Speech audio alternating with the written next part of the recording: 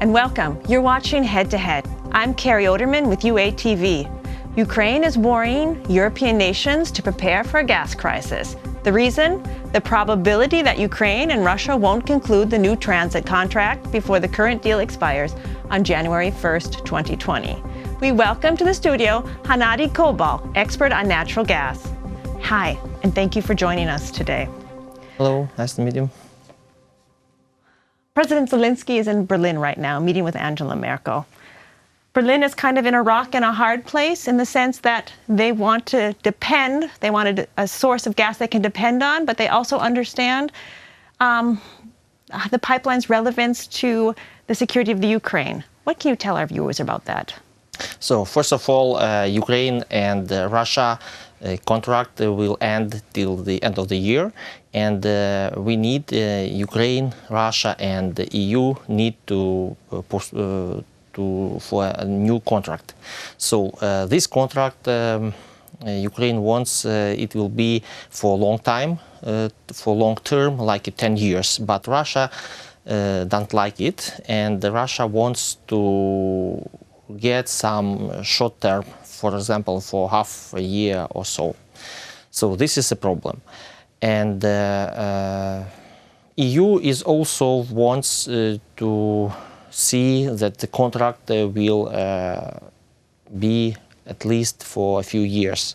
So that's why Ukraine and EU countries wants to get this contract as soon as possible. But Russia is not hurry, and they want to postpone to this contract, to sign of this contract till the end of the year. So this is the problem, and this is the countries wants to resolve this problem.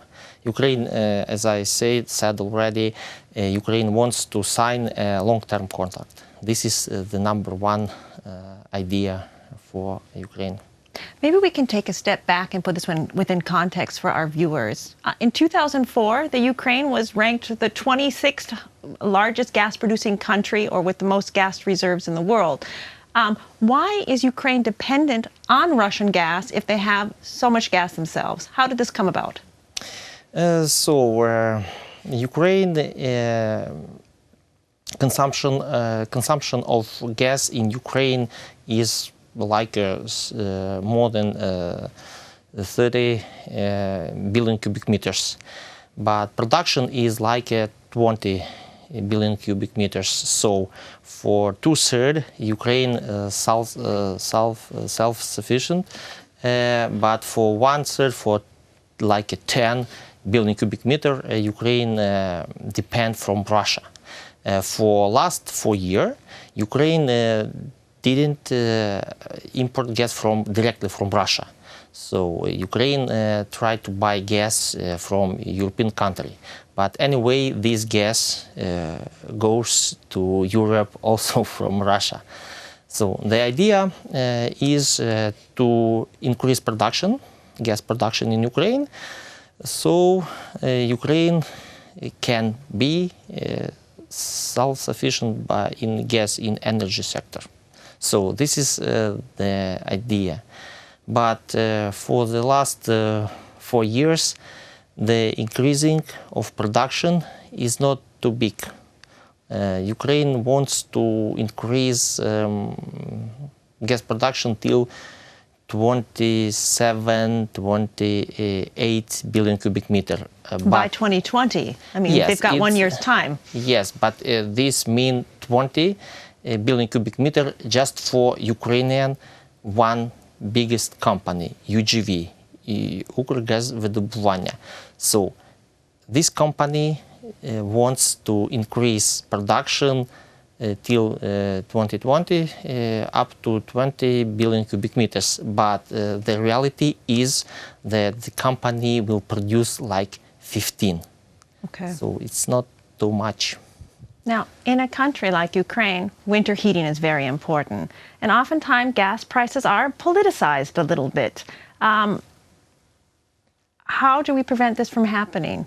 And do you think Zelensky will also follow this pattern? So we have in Ukraine, we transform Ukrainian gas market, and the gas prices in Ukraine grows rapidly for the last 4 years, especially for householder, for customers, for people.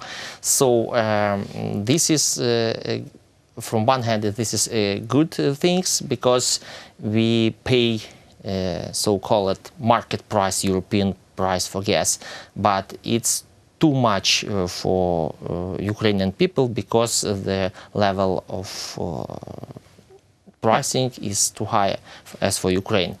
So now situation will depend on price, gas prices will depend from the European market. So if gas prices in Europe still at the low level, so it's good for Ukraine because Ukraine buy at least 10 billion cubic meters per year. So it's good news for Ukraine because prices for gas in Europe at the low level. It's like twice less than in last fall, last autumn. Okay, so prices have dropped, so Ukraine is in a better situation.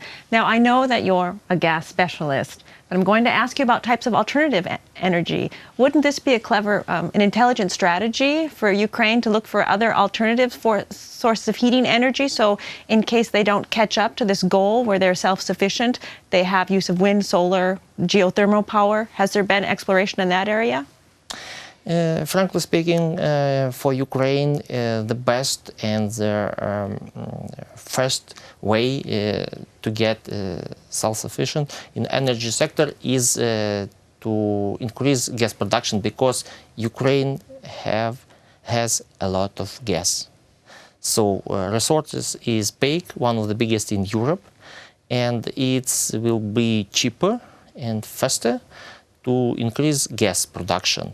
But as well as Ukraine need to and can get some other resources like alternative energy, this solar power, wind power, and this sector is also grows rapidly, but it costs too much, and this like alternative energy is just like a 2% in whole energy consumption. 2% is not too big.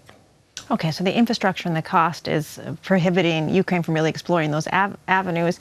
What about the people of Ukraine? Because gas prices have always been relatively cheap, people aren't exactly cautious sometimes with their gas. They don't build well-insulated buildings, or they cannot afford to. Would you recommend that the government go along this avenue to encourage the people to treat their gas like a more precious resource than they have?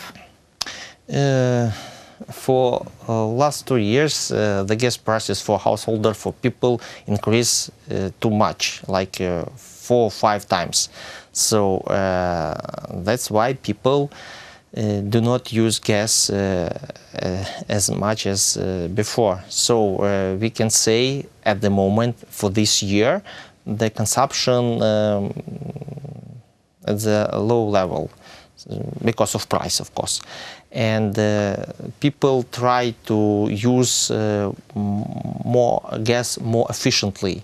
So 10 years ago, Ukraine gas consumption was like more than 50 billion cubic meter. Now 30. So we can see like twice less than 10 years. It's a good result. So as price went up, usage went down, but then some of the more vulnerable in society are carrying the brunt of that, not being able to afford the heating they need in the Ukrainian climate in winter, which is unfortunate. Russia will continue to have this leverage on the Ukraine until some things are straightened out. How do you foresee the next 6 months will be? So for the next half a year, Ukraine needs to get some support from EU countries and to arrange new contract with Russia. So if a European country will support Ukraine, will make some pressure on Russia, so we can see a new contract, and this contract will be good as for Ukraine as for European countries. Now, you've been mentioning about Europe's role in the discussions and the contract that'll be expiring. The United States also has strong opinions about Nord Stream and Russian gas coming into Europe. Should the Ukraine be looking more towards the United States for support? United States already support Ukraine, and this is probably the main power that can stop Nord Stream 2. So, but at the moment the project is working, and building is probably more than half of whole this project already done. So, but never say never. Never say never? Never say Nord Stream? Yes. So we can see we have at least even more than 6 months. So because I think they say that this project will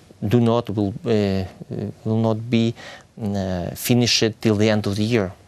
So I think we have at least half a year to stop it.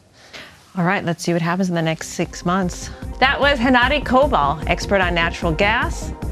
Thank you for watching, and stay tuned with UATV.